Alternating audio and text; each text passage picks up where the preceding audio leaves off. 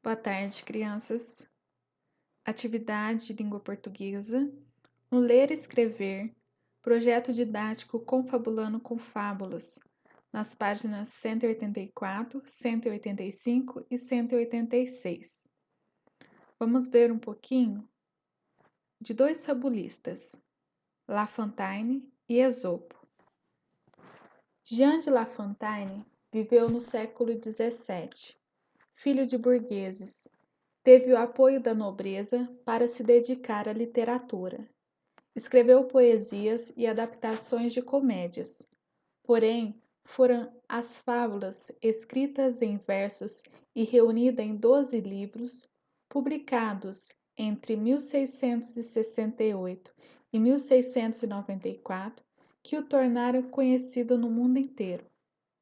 Graças a uma apurada sensibilidade para mesclar imagens poéticas e de humor, as fábulas de Esopo ganharam vida nova com La Fontaine. Tornaram-se verdadeiros retratos da sociedade, com seus vícios, diferenças sociais e problemas. Com o sucesso da obra, garantiu a La Fontaine uma cadeira na Academia Francesa de Letras. O poeta da França morreu em Paris em 1695. Quem foi Esopo? Esopo nasceu na Grécia, no século VI a.C. Até hoje, o seu nome e a história de sua vida são cercadas de mistérios. Dizem as lendas que ele era corcunda, gago e dono de uma rara inteligência. Contava histórias simples e divertidas, com lições moralistas, utilizando os mais variados animais como personagens. Uma biografia egípcia do século I conta que Esopo foi vendido como escravo a um filósofo, que, admirado com o seu talento, lhe concedeu a liberdade. Há diversas lendas sobre a sua morte.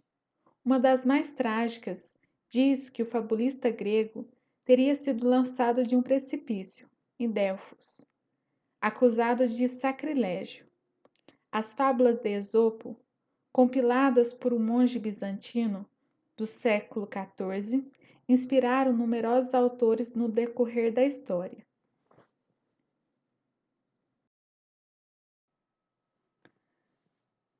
Atividade 2D. Comparação da fábula. 1. Lê em parceria com a professora as fábulas. Eu vou fazer a leitura e vocês vão acompanhar no ler e escrever na página 184 e 185. Texto 1. A lebre e a tartaruga. Condo-me a ti. Conder é sentir dó. Dizia uma vez a lebre à tartaruga: obrigada a andar com essa casa às costas, não podes passear, correr, brincar e livrar-te de teus amigos? Guarda para ti a tua compaixão, disse a tartaruga. Pesada como sou, e tu ligeira, como te gabas de ser, apostemos que eu chego primeiro do que tu a qualquer meta que nos proponhamos a alcançar. Vá feito, disse a lebre. Só pela graça aceito a aposta. Ajustada a meta, pôs-se a tartaruga a caminho. A lebre que havia, pesada, ir remando em seco, ria-se como uma perdida e pôs-se a saltar. Divertir-se, e a tartaruga ia-se adiantando. Olá, camarada, disse-lhe a lebre. Não te cansas assim? Que galope é esse? Olha que eu vou dormir um bocadinho. E se bem disse, o melhor fez. Para escarnecer. Escarnecer é provocar. A tartaruga deitou-se e fingiu dormir, dizendo: sempre hei de chegar a tempo. De súbito, olha, já era tarde. A tartaruga estava na meta e vencedora que lhe retribuía os seus chascos é zombar. Que vergonha! Uma tartaruga venceu uma ligeireza que é a lebre. Moral: nada vale correr, cumpre partir em tempo e não se divertir pelo caminho. Ela pertence ao domínio público, é Fábulas Limitadas de Esopo e La Fontaine, de Esopo, Justiniano, José da Rocha.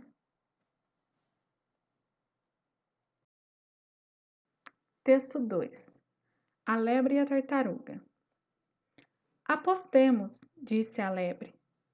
A tartaruga, mateira é manhosa, que eu chego primeiro ao alvo, do que tu, que és tão ligeira. Dado o sinal de partida, estando as duas a par, a tartaruga começa lentamente a caminhar. A lebre, tendo vergonha de correr diante dela, tratando uma tal vitória de bagatela. Bagatela é sem importância. Deita-se e dorme o seu pouco. Ergueu-se e pôs-se a observar de que parte corre o vento e depois entra a pastar. Eis deita uma vista d'olhos sobre a caminhante sonho de curta duração, ida e vê longe da meta, e a pastar de novo torna. Olha, e depois que vê perto, começa a sua carreira.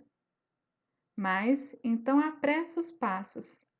A tartaruga, matreira, a meta chega primeiro, apanha o prêmio apressado, pregando a lebre vencida, uma grande surriada. Surriada é manifestar desprezo. Não basta só haver posses para obter o que intentamos. É preciso pôr-lhes os meios. Quando não, atrás ficamos. O contendor não despreza, por fraco, se investir. Porque um anão acorda, mata um gigante a dormir. Agora eu gostaria que vocês pensassem, depois da leitura desses dois textos, quem são as personagens? Como elas são descritas? O que acontece com elas? O que podemos entender da moral? E depois responder a questão 2. Após a leitura dos textos, vamos observar, discutir e anotar. As fábulas ditas se referem à mesma história? Explique. B. As personagens são as mesmas? Cite todas elas e descreva o papel de cada uma nas duas histórias, organizando essas informações na tabela abaixo. Então, a personagem da fábula 1, personagem da fábula 2, como são e o que fazem na história. 3. Considerando as informações da tabela, as personagens que se repetem nas duas fábulas têm as mesmas características nas duas histórias? Comente. B. Comparando as fábulas escritas em prosa e verso, podemos dizer que a moral é a mesma? Comente.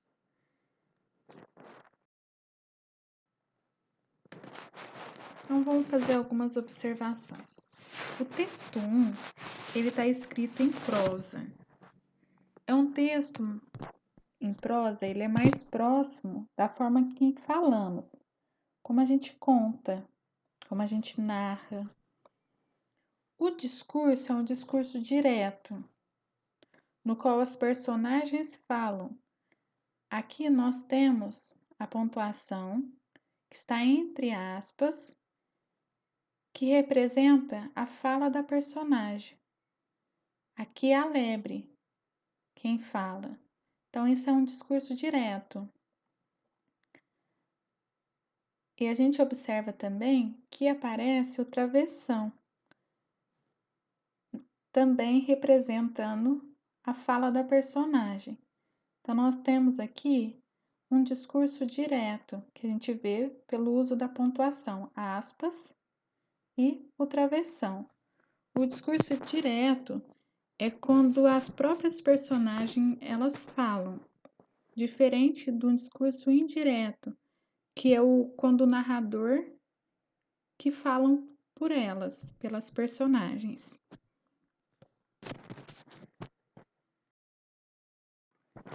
O texto 2, ele é escrito em verso.